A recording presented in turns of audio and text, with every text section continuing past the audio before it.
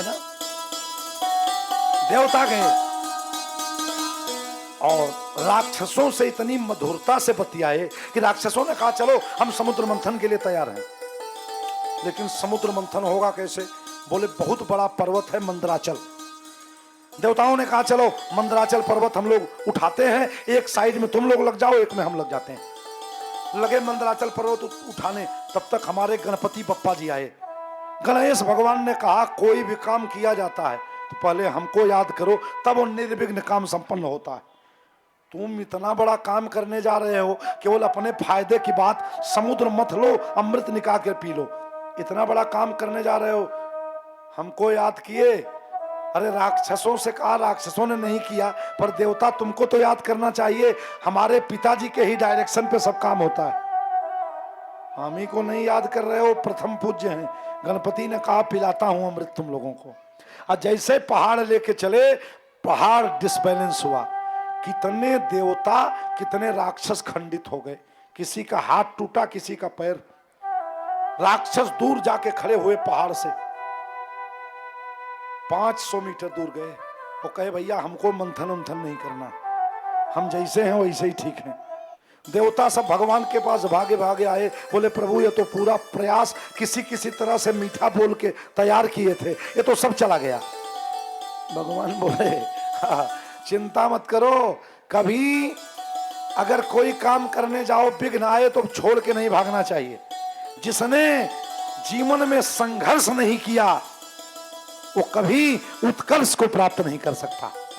जीवन का संघर्ष ही, संघर्ष के गर्भ में उत्कर्ष पलता है। भगवान ने कहा तुम चिंता मत करो, राक्षसों से कहो कि हम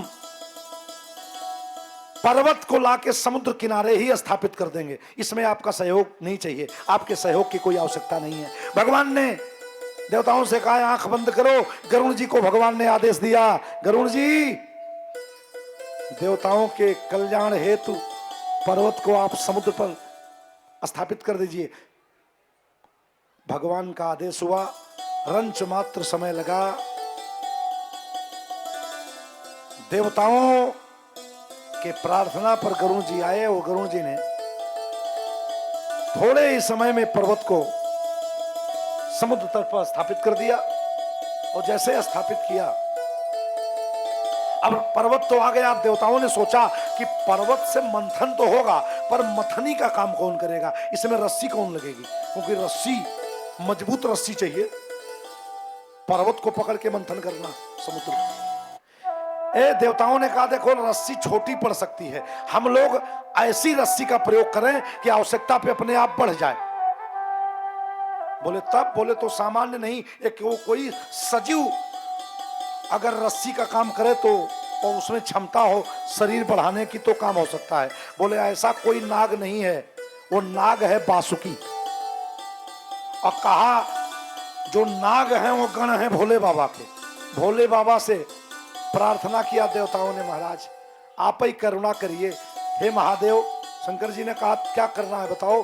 कहा महाराज आप अपने चेलों को आदेश कर दीजिए, सांप सब आपके गण हैं, हम मंथन कर लें और जो सबसे पहले जो भी मिलेगा हमको वो सब आपको ही समर्पित करेंगे।